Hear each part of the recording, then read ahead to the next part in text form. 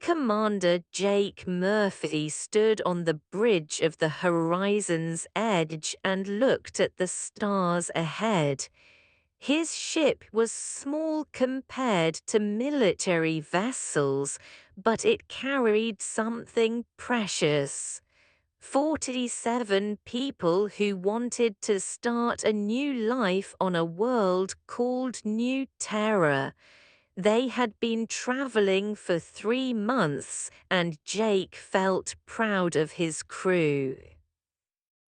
Commander, we're approaching station, said Lisa Hayes from her seat at the communications panel. She was young but smart, and Jake trusted her completely. Good, we need supplies before the next jump, Jake said. He turned to his pilot. Take us in slow, Danny. Let's not scare the locals. Danny Foster and guided the ship toward the trading post. Was a peaceful place where different alien species came to trade. Humans were still new to this part of space, and Jake wanted to make a good impression. The station looked like a giant wheel spinning slowly in space. Lights blinked from hundreds of windows. Ships of all shapes and sizes floated near the docking ports. Some looked like fish, others like insects. Human ships were different. They looked like they were built for war even when they weren't. As the horizon's edge docked, Jake gathered a small team. Lisa, Pete, come with me. We'll get supplies and be back in 2 hours. Pete was the ship's engineer. He was older than most of the crew, with grey in his beard and sad eyes. He didn't talk much about his past, but Jake knew he had lost someone important years ago. The inside of station was crowded and noisy. Aliens of every type walked through the corridors. Some had fur, some had scales, and some looked like walking plants. The air smelled strange, like flowers mixed with metal.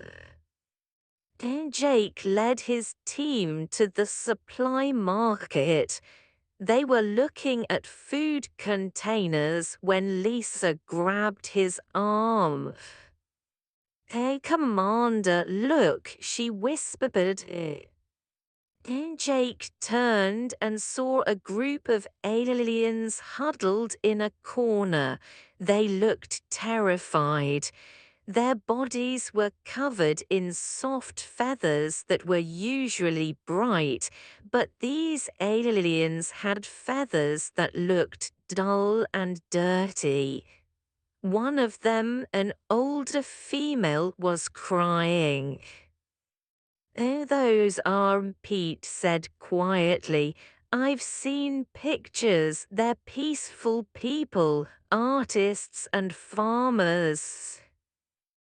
Jake walked over to them. Hello, are you okay? Do you need help?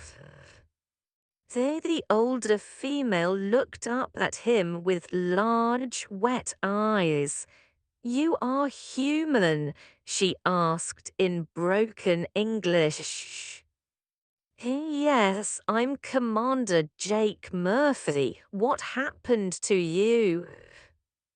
The alien stood up slowly. I am Elder Myra. We escaped from the came. They destroyed everything. Her voice shook when she said the word. Who are the? Jake asked.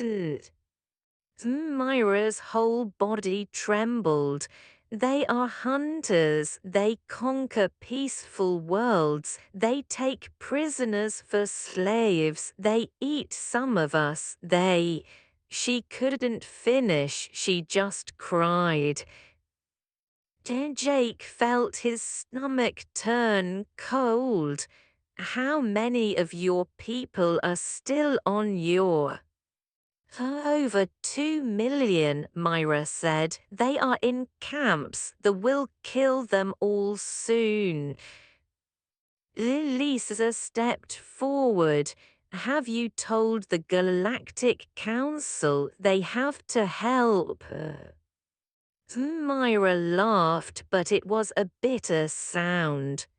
The council knows they do nothing. They are too strong. No species wants to fight them. Everyone is afraid. So my people die and the galaxy watches.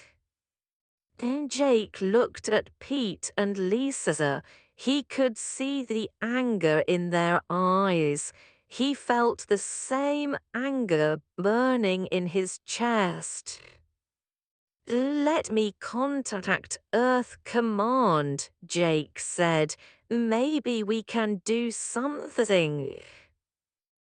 Back on the ship, Jake sent a message to Earth Command explaining the situation. The answer came back in 1 hour. It was short and clear. Do not get involved. This is not our problem. Return to your missions. Jake read the message 3 times. Then he looked at Lisa. Can you find out more about what happened to the... Lisa worked at her computer for hours. Finally, she turned to Jake with tears on her face. Commander, I found something. There's still a distress signal coming from their planet. It's weak, but it's there. It's on repeat. I'll play it, Jake said. Lisa pressed a button. The bridge filled with sound. It was singing. Children's voices singing in a language Jake didn't understand, but he didn't need to understand the words. He could hear the fear and sadness in every note. The song was beautiful and terrible at the same time. What are they singing? Pete asked quietly. Myra had come aboard with them. She stood in the doorway listening. It is our death song, she said. Parents teach it to children. They sing it when they know they will die. Those are the children in the camps. They are saying goodbye. The song played on. Jake closed his eyes and listened. He thought about his own childhood. He thought about the children on his ship, the ones going to New Terra to have better lives. He thought about 2 million people waiting to die while the galaxy did nothing. Lisa, Jake said, opening his eyes. Record this signal. Clean it up so everyone can hear it clearly. Yes, sir. What are you going to do? Jake stood up straight. I'm going to break some rules. For the next hour, Jake worked with Lisa. They recorded the distress signal. They added information about the and what they had done. They included pictures of the refugee camp. Then Jake recorded his own message. This is Commander Jake Murphy of the colony ship Horizon's Edge, he said into the camera. You're hearing the death song of children. 2 million innocent people are about to be murdered and nobody is helping them. Earth Command says this isn't our problem. The Galactic Council says we shouldn't get involved. I say they're wrong.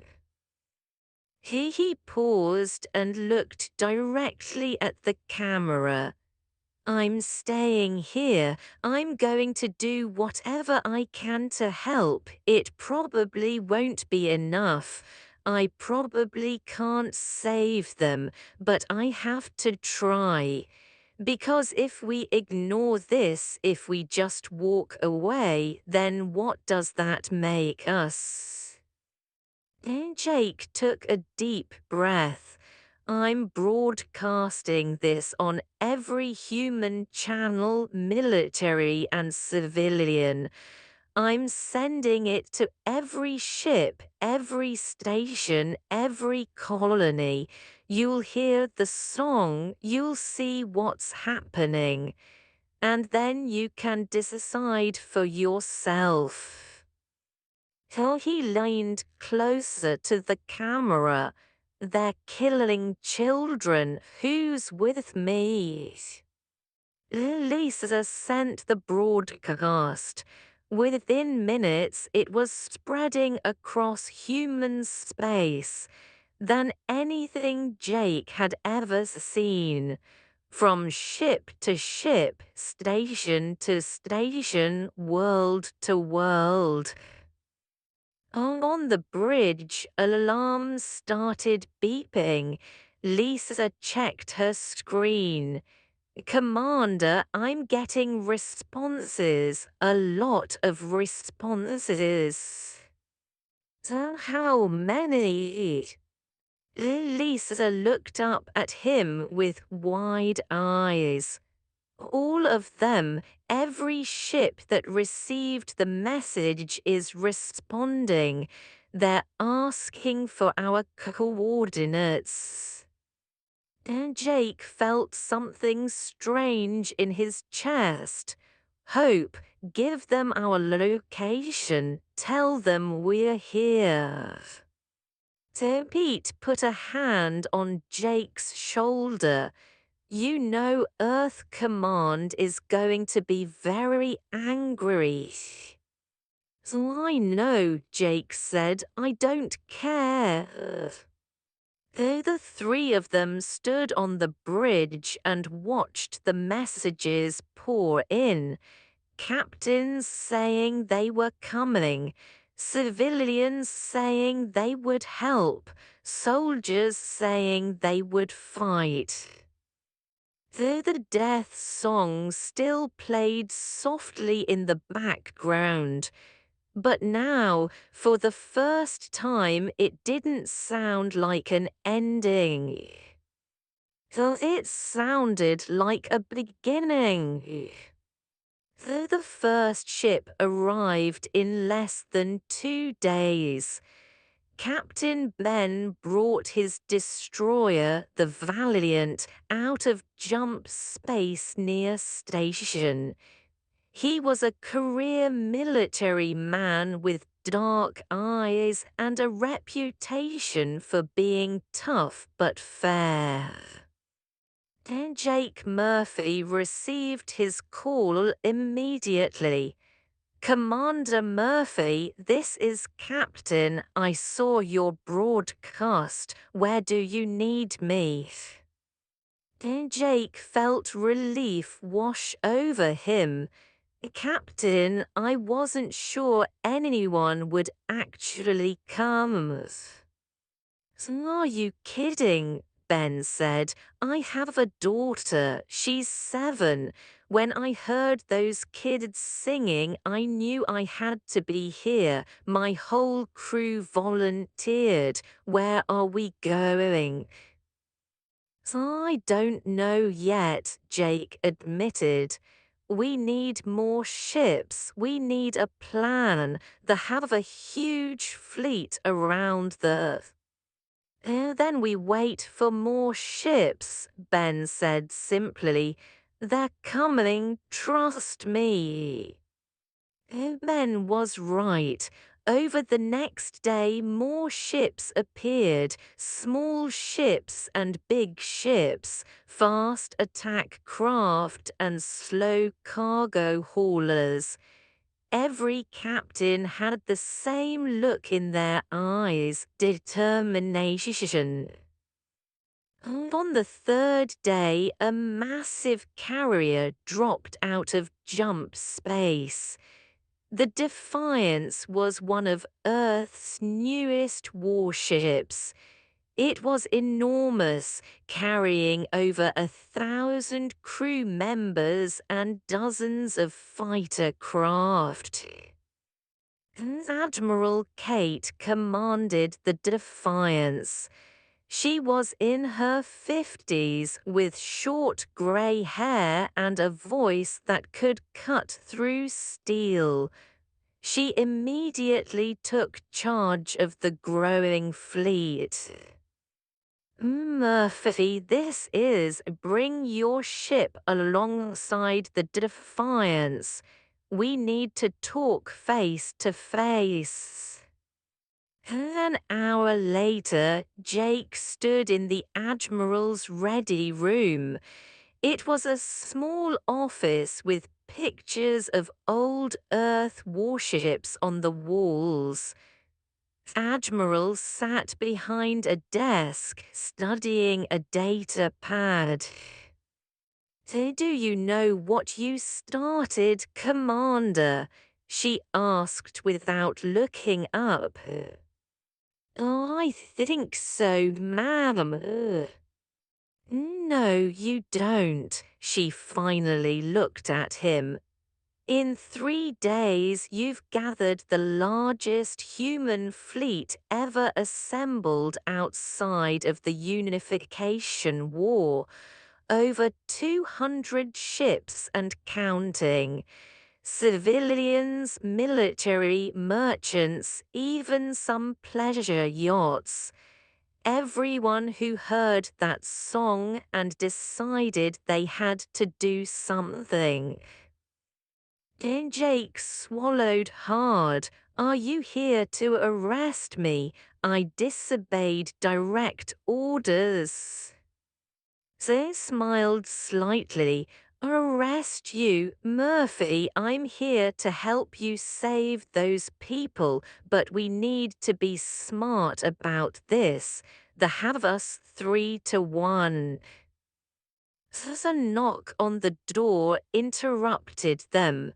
A young woman in engineering uniform entered.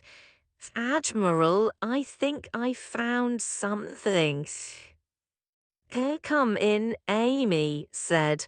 Commander Murphy, this is Chief Engineer Amy Brooks. She's smarter than both of us combined. Amy Brooks looked too young to be a chief engineer. She had red hair tied back in a ponytail and excited eyes. I've been studying ship designs. We've recovered wreckage from their attacks on other worlds. Their shields have a weakness. Gigi pulled up a hologram showing a warship. See this. Their shield generators use a harmonic frequency that's very efficient but has one flaw. If we modify our weapons to match a specific wavelength, we can punch through their shields. How long will the modifications take? Asked.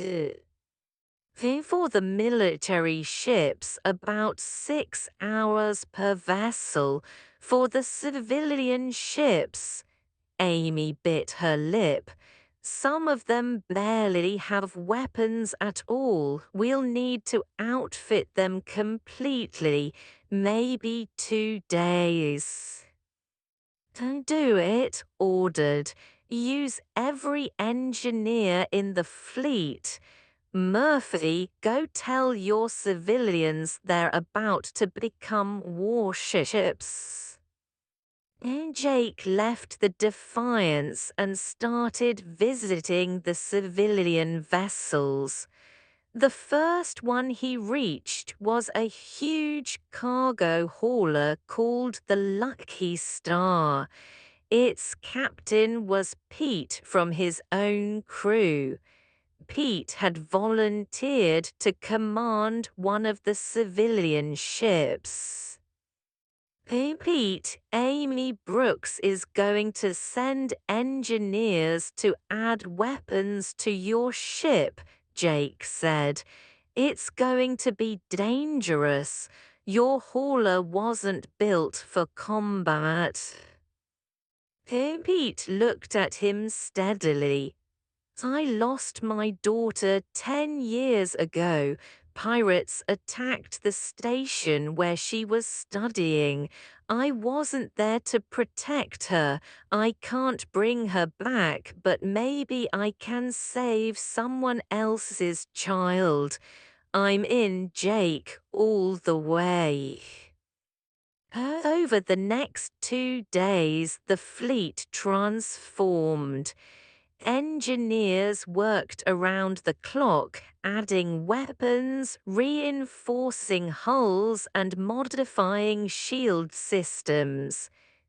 Amy Brooks barely slept, moving from ship to supervise the work. On the 5th day since Jake's broadcast, something unexpected happened. An alien ship approached the fleet. It was huge and elegant, covered in golden symbols. Jake recognized the design. It was from the Galactic Council. This is Diplomat of the Galactic Council, a voice announced. I demand to speak with whoever is in charge of this fleet. Admiral invited him aboard the Defiance. Jake was there when entered. He was tall and thin with blue skin and 4 arms. He wore expensive robes and looked very unhappy. Admiral, you must disperse this fleet immediately, he said. You are violating council law by interfering in territorial matters. She crossed her arms. They are committing genocide. That's not a territorial matter. That's a crime. The council has reviewed the situation. We sympathize with but military intervention would cause a larger war. Many more would die. You must understand we cannot help. Cannot or will not? Asked coldly. It is the same thing, said.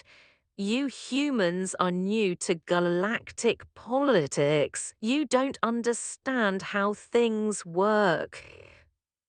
He walked to her desk and picked up a data pad. Lisa Hayes, the communications officer on Commander Murphy's ship, cleaned up the distress signal, made it even clearer. Would you like to hear it, Diplomat? I don't see how that's relevant. They played the recording anyway. The children's voices filled the room. The death song was hauntingly beautiful and unbearably sad. Sam stood very still. His blue skin seemed to turn paler. "Please turn it off," he said quietly. "Hey, do you have children?" Diplomat asked. Ted didn't answer for a long moment. "I have 3 daughters," he finally said. Then you understand why we're doing this." The diplomat looked at her with sad eyes. "I do understand, but understanding changes nothing. The council will not help you. We cannot." "Then get out of our way," said. Left without another word, Jake watched his ship depart and felt disappointed. He's not going to stop us, but he's not going to help either. "Oh, that's good enough," said. "At least the council won't actively oppose us. They'll just pretend they didn't see anything." That afternoon, Jake stood on the observation deck of the Defiance and looked at the assembled fleet. There were now over 300 ships. Military destroyers hung next to cargo haulers. Fighters flew in formation with mining vessels. It shouldn't have worked. This fleet was made of pieces that didn't fit together. But somehow it did work, because every single person in that fleet had heard the same song. They had all made the same choice. Lisa Hayes found him there. "Commander, the modifications are almost complete. Admiral is calling a meeting of all ship captains. She's going to give the final briefing." "What did we call ourselves again?" Jake asked. "This fleet needs a name." Lisa smiled. "The crews are calling it the Children's Fleet because that's what this is about, saving the children." "Jake, that's a good name. Let's go save some lives." So the meeting lasted 3 hours, laid out the battle plan. It was risky and probably crazy. They would jump directly to and engage the fleet. The civilian ships would stay back and focus on evacuation once the military ships cleared a path. "I won't lie to you," said to the assembled captains. "Some of us won't make it home, maybe most of us. But those 2 million will die for certain if we do nothing. So I'm asking you now, are you still with me?" And every single captain said yes. The jump to Prime took 6 hours. Jake Murphy stood on the bridge of the horizon's edge and watched the stars blur into lines of light. His colony ship was at the back of the fleet with the other civilian vessels. He wished he could be up front with the warships, but he understood why he couldn't. His job was to rescue survivors, not fight. A jump complete in 30 seconds. Danny Foster announced from the pilot's seat. And Jake gripped the armrest of his chair. His heart was beating fast. In 30 seconds, they would see the fleet, and then the battle would begin. Though the stars snapped back into focus, a beautiful blue and green planet hung in space ahead. It looked peaceful, but around it floated dozens of massive ships. They were dark and angular, covered in weapons. The fleet. I count 87 enemy vessels, Lisa Hayes reported. Her voice was steady, but Jake could hear the fear underneath. They're bigger than our ships, much bigger. An admiral's voice came over the fleet-wide channel. All ships, this is a hold formation. Wait for my signal. One of the ships moved forward. It was larger than the others, probably the flagship. A face appeared on every human screen. The creature was terrifying to look at. It had 6 eyes, sharp teeth, and armor plating that looked like bone growing from its skin. I am Admiral of the Dominion, the creature said in perfect English. You humans are foolish to come here. You are outmatched, and I will give you one chance. Surrender now, and I will let you leave with your lives. Admiral's face appeared on another screen. She looked calm and cold. This is Admiral Kate of Earth Fleet. We're not here to surrender. We're here for the you're holding prisoner.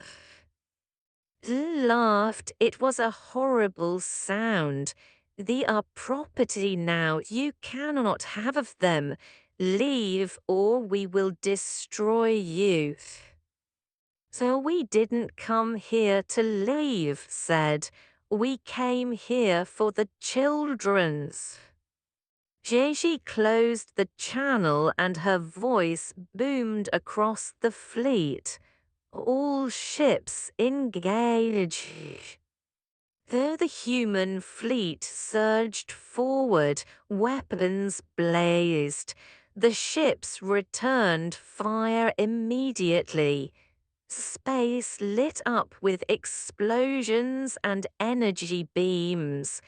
It was beautiful and terrible at the same time. But something was wrong. Jake watched in horror as human weapons hit shields and bounced off harmlessly. Amy Brooks' modifications weren't working. The shields held strong. This isn't right. Amy's voice came over the command channel. She sounded panicked. The modifications should work. I don't understand. 2 human destroyers exploded, just gone in flashes of light. Jake saw escape pods launching, but he knew many crew members didn't make it out. All ships focus fire on the flagship, ordered. Concentrate everything on one target. So the human fleet obeyed. Every weapon that could reach the flagship fired at once. The shields flickered but held. Then the flagship returned fire. 3 more human ships died. On the Valiant, Captain Ben stared at his screens. His ship was damaged. His shields were failing. Half his weapons were offline. The battle was going badly. Hey, Captain, we can't break through their shields, his tactical officer said. We're getting slaughtered. Ben thought about his daughter, 7 years old, safe at home on Earth. He thought about the children singing their death song. He had promised himself he would save them, even if it cost everything.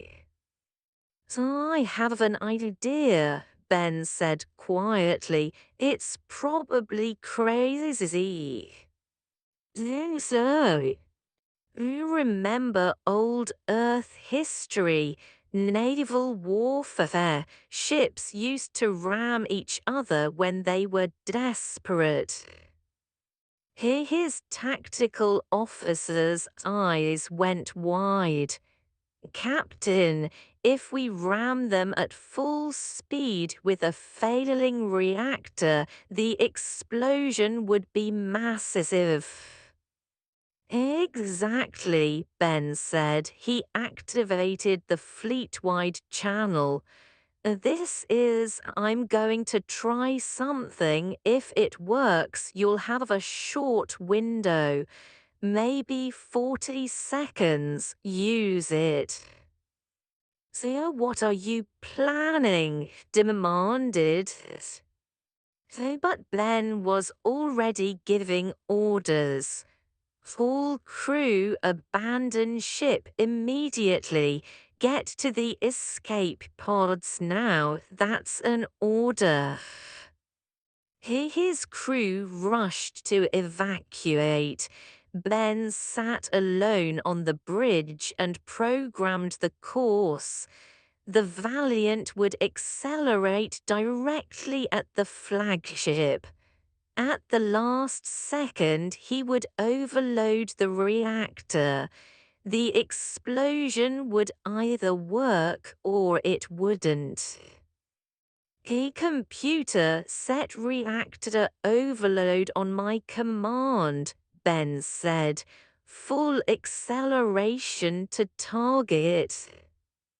The Valiant surged forward, moving than it was designed to go. Alarms screamed. The ship shook violently. Ben watched the flagship grow larger on his screen. Though they noticed, they fired everything at the Valiant, but Ben's ship was already dying. The shots just hastened the inevitable. So for the children, Ben whispered, reactor overload now. Though the Valiant struck the flagship's shields at full speed, the reactor exploded in the same instant. The blast was enormous. It lit up space like a new sun. The electromagnetic pulse spread out in a wave, washing over the fleet. For 43 seconds, every shield generator shorted out. Now screamed, fire everything.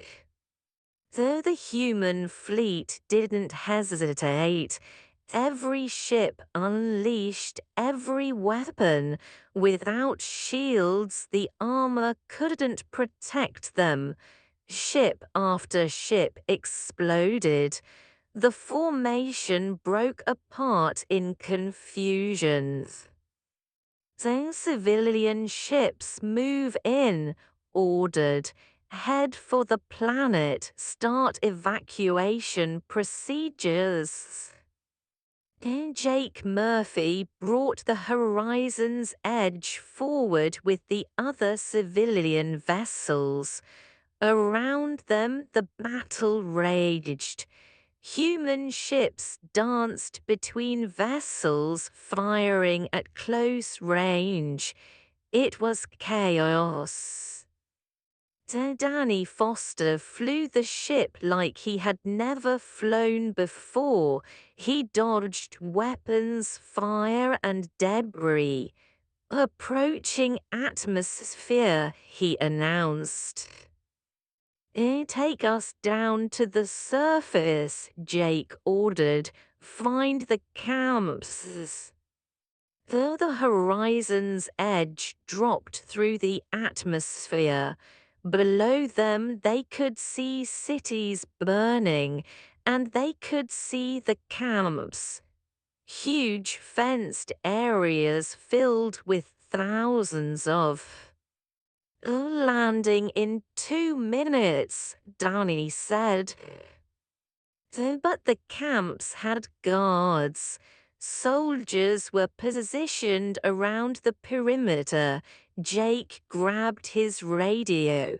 We need ground support. The camps are guarded. Marines are already on the way, replied. Drop ships screamed past the horizon's edge. They were full of human soldiers led by Marine Commander Wells, was tough as steel and twice as hard. She had trained her whole life for combat. Though the drop ships landed hard near the camps, Marines poured out, weapons ready. The guards were bigger than humans and looked frightening, but they weren't prepared for what came next. Here human soldiers moved fast than any species that had fought before. They were strong and didn't get tired. Earth's heavy gravity had made humans into natural warriors. Wells led her squad directly at the main gate. Blow it, she yelled. Explosives tore through the fence. Marines rushed in. The guards tried to fight back, but they were overwhelmed. Humans had practiced war for thousands of years.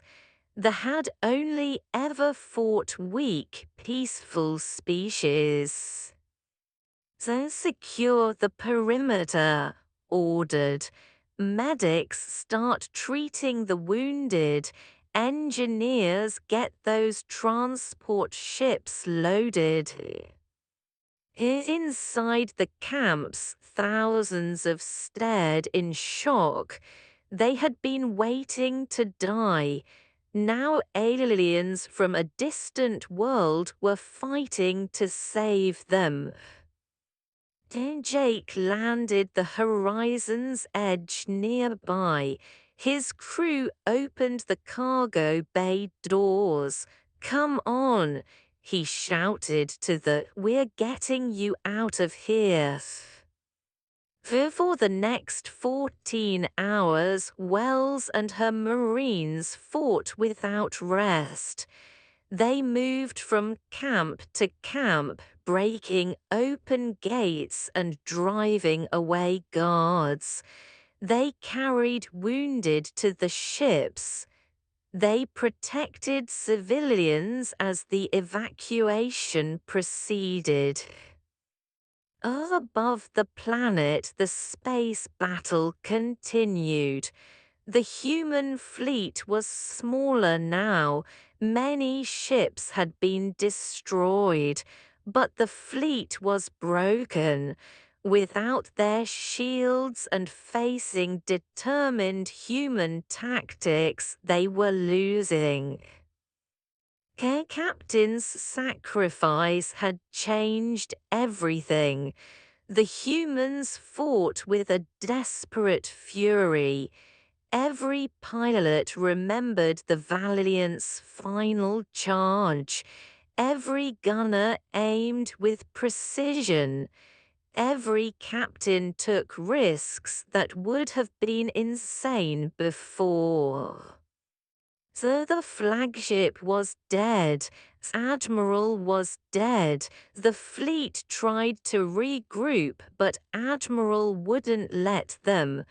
She pressed the attack relentlessly. Oh, don't give them time to think, she commanded. Keep hitting them. By the time the sun rose on Prime, the battle was over. The fleet was destroyed or fleeing. The camps were empty. Nearly 2 million were crammed into human ships. Jake Murphy stood in his cargo bay and looked at the faces around him. Hundreds of packed into a space meant for 40 people.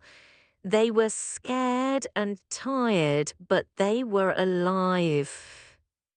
Zelda Myra found him in the crowd.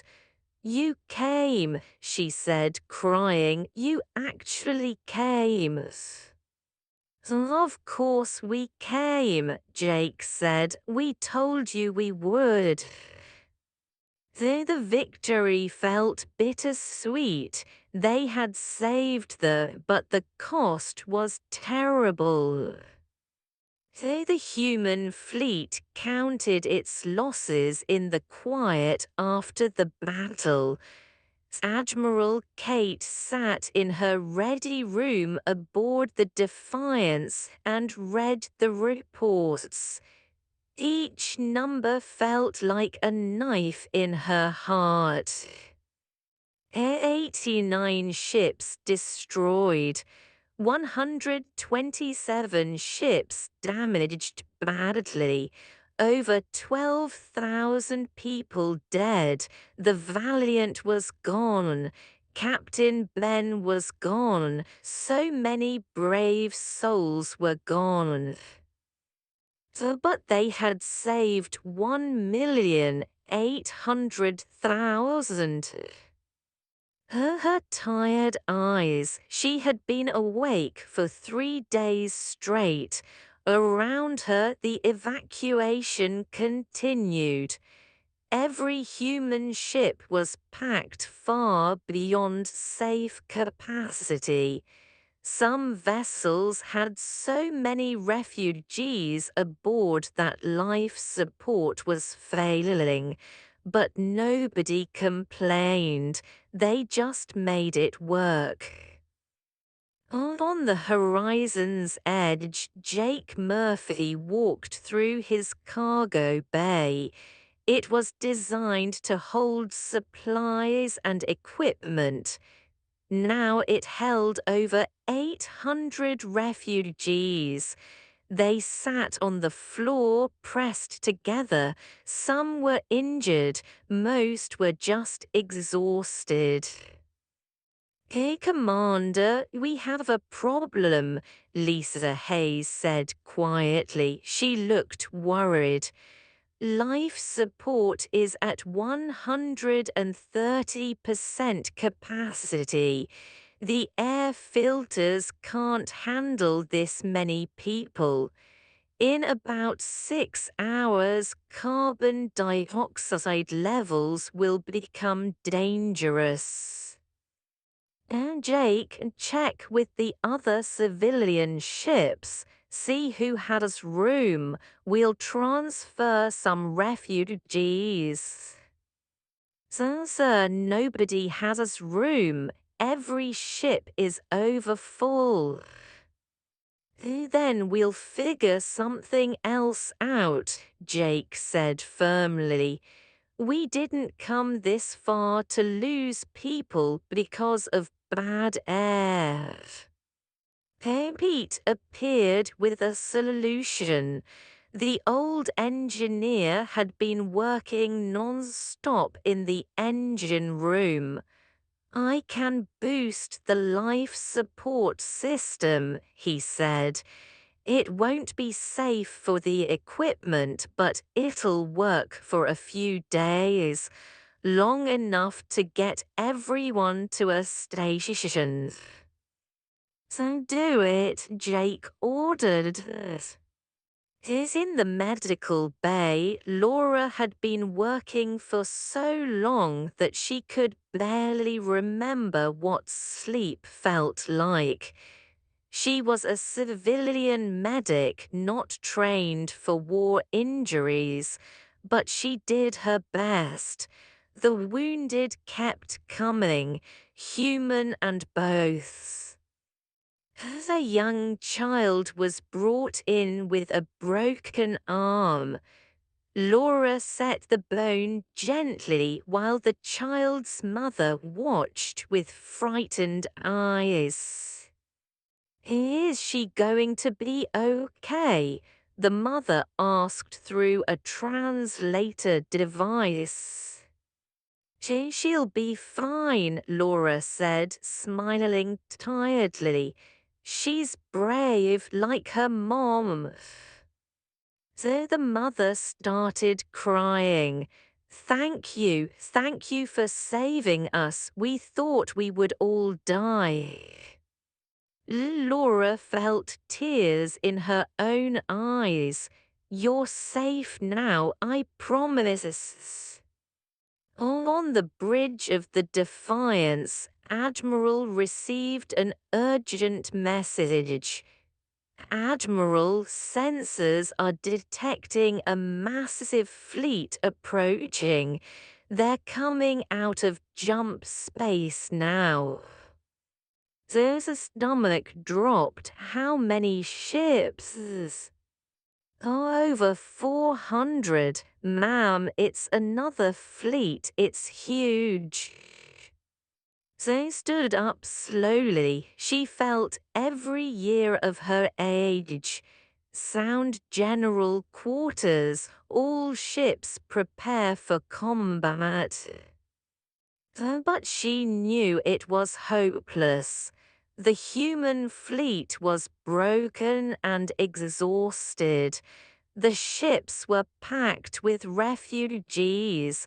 They couldn't fight another battle. They couldn't even run effectively. This is Supreme Commander OK of the Dominion, a harsh voice announced. A face appeared on the screen. This was even more frightening than had been. Old and scarred and full of rage. Here you killed Admiral, OK said. You destroyed an entire fleet. You stole Dominion property. For this you will all die slowly. Here they aren't property, said. They're people, living beings with rights. They are prey, OK replied. You are prey. Surrender immediately and return what you stole. Perhaps I will make your deaths quick. Looked around her bridge. Her crew looked back at her. They were ready to fight even though they knew they couldn't win. She felt proud of them. OK, I'm not giving you these people, said. You want them, you'll have to go through us. So be it, the commander said. The fleet moved forward, weapons charging. The human fleet formed up in a defensive line, even though it was pointless. They put the civilian ships behind the military vessels. Maybe some of the refugees could escape. Then Jake Murphy held Lisa Hayes' hand on the bridge of the horizon's edge.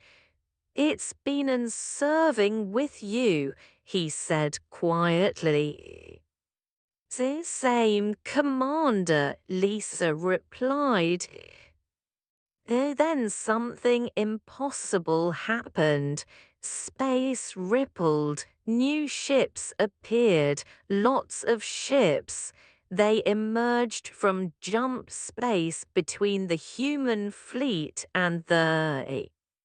Admiral, I'm reading multiple fleets. The sensor officer on the Defiance shouted. Different species, dozens of them. An elegant ship moved to the front. It was covered in silver and gold patterns. A face appeared on screen. The alien was beautiful with pale skin and glowing eyes. This is High Commander of the Armada, the alien said. Her voice was like music. Admiral, we heard the song. We heard what you did for the... We are ashamed that we didn't come sooner. But we are here now. More ships appeared. Warships from the Empire. Heavy cruisers from the Collective. Even vessels from the Vex, a species known for staying neutral in everything.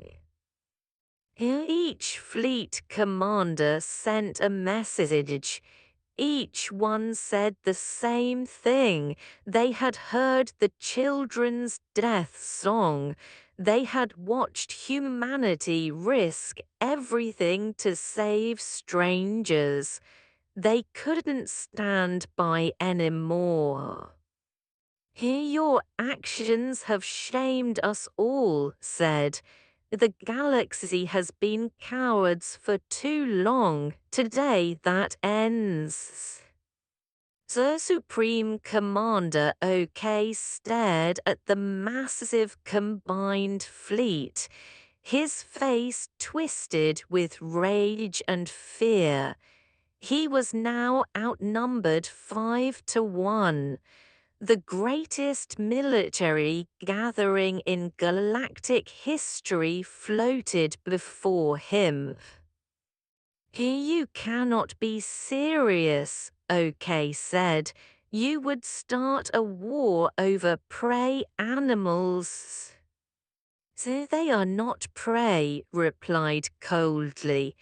They are people, and yes, we would start a war. In fact, we already have. Leave now or die here. For a long moment, nobody moved. Then the fleet turned and jumped away. They were gone in seconds. There the human fleet hung in space, stunned. Jake couldn't believe what he was seeing. Did that really just happen? He asked.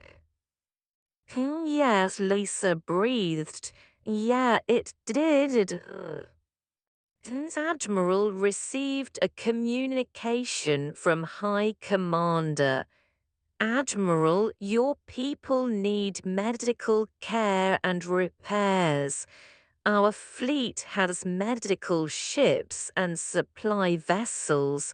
Please let us help you. It is the least we can do. Over the next 3 days, the combined fleet worked together. Medical teams came aboard human ships to treat the wounded. Engineers helped repair damaged vessels. Supply ships provided food and water. They were transferred to more comfortable transport ships with proper life support. They would be taken to a new far from space. They offered them an entire planet called Haven's Hope. On the fourth day, Jake Murphy stood on the observation deck of an vessel and watched the stars with Elder Myra. The woman looked healthier now. Her feathers had regained some. "Why did you do it?" Myra asked. "Your people risked everything for strangers. Many died. Why?" Jake thought about the question. Because it was right, because those were children singing, because if we didn't help, we couldn't live with ourselves. "Your people come from a harsh world," Myra said. "We looked up Earth in the Galactic database. Heavy gravity, dangerous predators, extreme weather. Your species evolved through constant struggle. Yet you are the most compassionate beings we have ever met." "Maybe that's why," Jake said. "We know what it's like to struggle. We know what it's like to need help. So when we see others who need help, we can't just walk away." Myra touched his hand gently. "The first children born on our new world will be named after your people. Jake, Ben, Kate, Lisa, Amy, Pete. So many names. We will never forget what you did for us." And Jake felt tears in his eyes. Ben would have liked that. He had a daughter. He died to save your people. "Then we will his memory forever," Myra promised. Admiral called a meeting of all the fleet commanders. Humans, Vex, and dozens of other species gathered in a large conference room. "We've started something here," said. "Something important. The galaxy has ignored atrocities for too long because everyone was afraid to act. But we proved that if we work together, we're stronger than any threat. Here we propose a new law before the Galactic Council, the Sapient Protection Accord. Any species that commits genocide or enslaves others will face immediate military intervention from all member species." "They won't survive that," one of the commanders said. "Once the other species see that we're united against them, the Dominion will collapse." "Oh, good," said simply. "They deserve it." So the vote was unanimous. Every species present agreed to the Sapient Protection Accord. They would take it to the council together. The age of standing by and doing nothing was over. And Jake Murphy prepared to return to his original mission. New terror was still waiting, but now he wouldn't be going alone. 30 families asked to join the colony. Other species volunteered too. His small human settlement would become the first truly multi-species colony. As the fleets prepared to depart, Jake received one final message. It was from Ben's daughter back on Earth. Someone had told her what her father did. Thank you for letting my dad be a hero, the little girl said in the recording. I miss him so much, but I'm proud of him. He saved all those people. Can you tell them that I'm glad they're safe? Jake played the message for the children. They listened quietly. Then they sang a new song, not a death song this time, a song of gratitude and hope. Though the sound carried through the ships and touched every heart that heard it. The 3 months passed like a dream. Jake Murphy stood before the Galactic Council and remembered how it all began.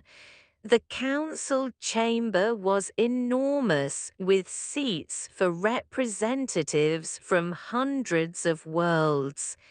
Every seat was full today. Everyone wanted to see what would happen. So the council had changed. The old members who refused to help had been removed by their own people. New representatives sat in their places. Representatives who understood that the galaxy could not ignore suffering anymore. Commander Murphy, the council speaker said, she was a woman named. Your broadcast started a chain of events that changed galactic history. What do you have to say? Jake looked around the chamber. He saw Elder Myra sitting with the new delegation. He saw Admiral in the Earth section. He saw representatives from dozens of species who had joined the rescue. I just did what anyone should do, Jake said. I heard children singing because they thought they were going to die. I couldn't ignore that. Nobody should have been able to ignore that. Yet the council did ignore it, said sadly. For that we are ashamed. That is why we are here today, to make sure it never happens again. The Sapient Protection Accord was presented to the full council. The law was simple. Any species that committed genocide or enslaved others would face military action from all council members. No more looking away. No more excuses. The vote began. One by one, species voted yes. When it was finished, the accord passed with only 3 votes against. A new age had begun. The Dominion is finished, announced. Multiple species have already moved against them. Their empire is collapsing. The slaves they held are being freed. The worlds they conquered are being liberated. Jake felt relief wash through him. It was really over. The would never hurt anyone again. After the vote, Jake walked through the council station. Everywhere he went, people stopped him. Aliens from species he had never seen before. They thanked him. They shook his hand. Some just wanted to touch the human who started it all. As an old male approached him, the alien looked like a walking tree with wise eyes.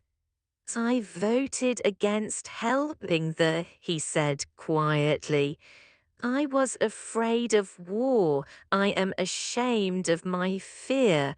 Your courage taught me that some things are worth fighting for. It's okay, Jake said. You're here now. That's what matters. Here he found Admiral sitting alone in an observation lounge. She was looking at the stars with tired eyes. Jake sat down next to her. Then how are you doing, Admiral? He asked. I keep thinking about the ones we lost, said Ben, Danny, Foster, all of them. Was it worth it? Oh, you should ask that question, Jake said gently. They smiled slightly. You're right, I'm just tired. I've been fighting for so long.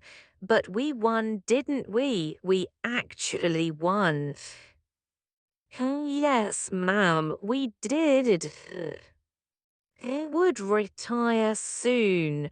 She had spent 40 years in Earth's military. She had earned her rest, but she wouldn't stop working. She had been asked to become an ambassador, helping to build the new multi-species forces. She had agreed.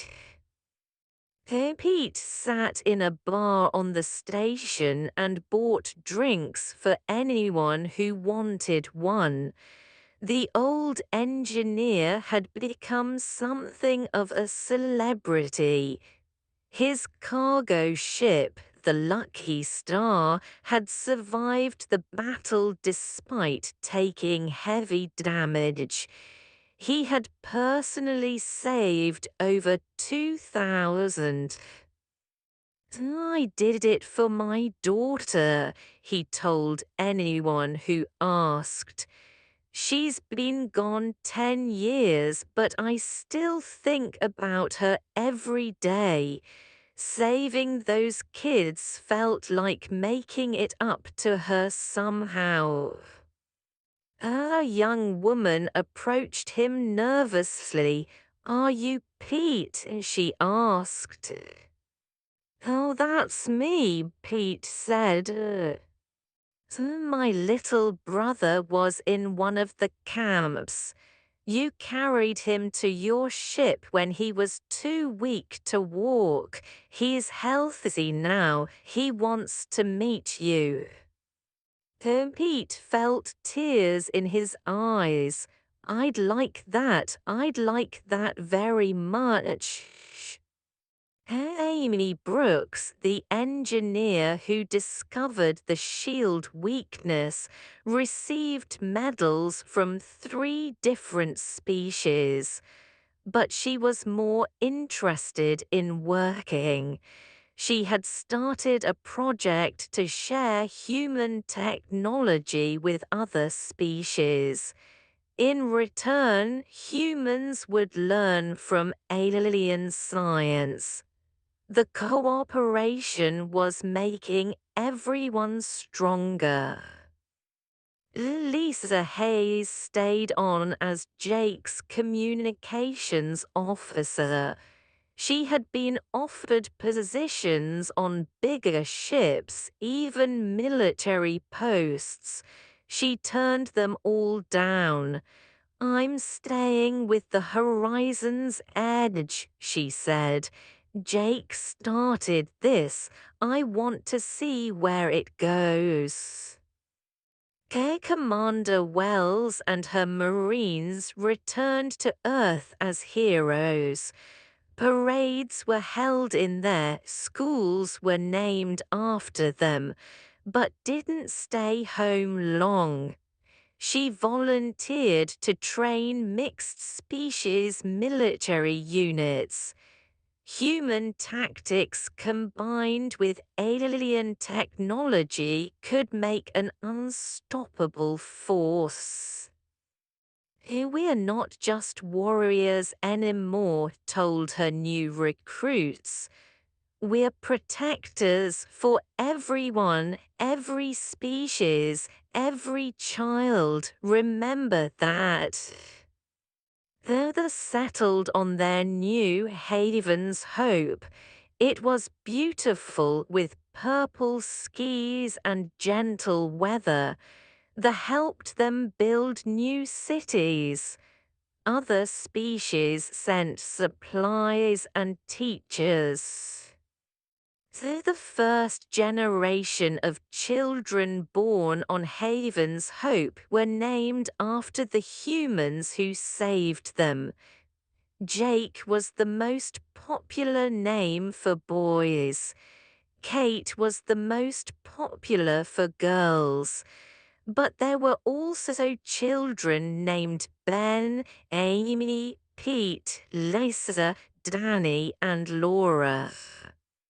His elder Myra became the representative to the Galactic Council. Her first action was to establish a memorial for the 12,000 humans who died in the rescue. The memorial was a tall structure of white stone covered with every name. At the base, speakers played a recording of the children's death song, followed by the New Hope song. They heard us when nobody else would, Myra said at the dedication ceremony. They came from across the stars to save strangers. They proved that compassion is not weakness. It is the greatest strength of all. And Jake Murphy finally reached New Terra with his colony, but it wasn't the colony he originally planned. 30 families came with him, 5 scientists, a group of farmers, even 2 Vex observers who claimed they were just studying but ended up joining permanently. So the colony became a model for the new galaxy. Different species working together, learning from each other, building something beautiful. One evening, Jake stood on a hill overlooking the settlement. The sun was setting, painting the sky orange and red. Below him, human children played with children, and teacher was showing them the stars, was helping build new homes. Lisa found him there. It's beautiful, isn't it? She said. Yeah, Jake agreed. This is what we fought for, this moment right here. Do you ever wonder what would have happened if you hadn't sent that broadcast? Lisa asked. And Jake thought about it. Every day, 2 million would have died. The galaxy would have kept being afraid. Nothing would have changed. Oh, but you did send it, and everything changed. Not just me, Jake said. Every person who responded, every ship that came, everyone who decided that saving strangers was worth the risk, we did it together. 6 months after the battle, Jake received a message. It was marked urgent.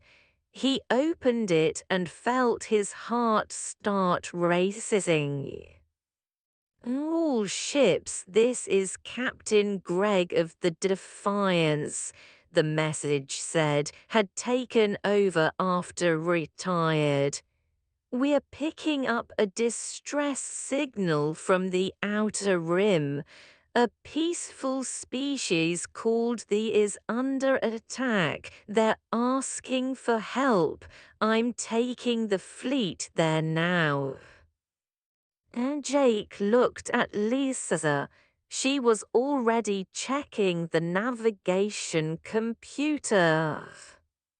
How long to reach them? Jake asked. 3 days if we push hard, Lisa said. And Jake activated his ship-wide communication. This is Commander Murphy. We have new coordinates. A species needs help. Prepare for immediate departure. His crew didn't question, they just got ready. Within an hour, the horizon's edge was moving, and they weren't alone. Dozens of other ships were responding to call. Human ships and alien ships together. Though the children's fleet was riding again. Jake thought about the long journey ahead. There would be more battles, more sacrifice. Maybe some of them wouldn't come back, but they would go anyway, because that's what they did now. The galaxy had learned that when someone called for help, someone would answer. He remembered the day he first heard the children singing their death song. He remembered how helpless and angry it made him feel. He remembered making the choice to broadcast their cry for help, knowing it might cost him everything. It had cost a lot, but it had gained so much more. The galaxy was different now, better. People looked out for each other. The strong protected the weak. Nobody was left to die alone. You know, Lisa said quietly, Ben would be proud. He died so we could save now we're going to save others. His sacrifice keeps making a difference. They all do, Jake said. Every person who stood up, every person who said yes when we asked for help. Their courage changed the universe. There the horizon's edge jumped to the light speed. Stars streaked past like rivers of light. Somewhere ahead, people needed help. People were scared. Maybe they were singing their own death song. But not anymore. Help was coming. An armada of and their friends united by one simple truth that every life mattered, that no one should die alone and afraid, that compassion was worth fighting for. Jake Murphy sat in his captain's chair and smiled. He was just a simple colony ship commander who wanted to give people better lives. He never expected to start a revolution. But revolutions often started with simple people making simple choices. He chose to care, and the galaxy chose to follow. ETA 3 days, Danny announced from the pilot's seat. Course locked in. Good, Jake said. Let's go save some lives. Behind them, a fleet of ships followed, human and alien together, warriors and merchants, soldiers and civilians, all united by the memory of children singing and the promise that never again would the galaxy ignore their cries. The Armada rode through the stars, and the universe was better for it, because sometimes all it takes to change everything is one person who refuses to look away. One person who hears the call and decides to answer. One person who asks a simple question, who's with me? And the galaxy answers, we all are.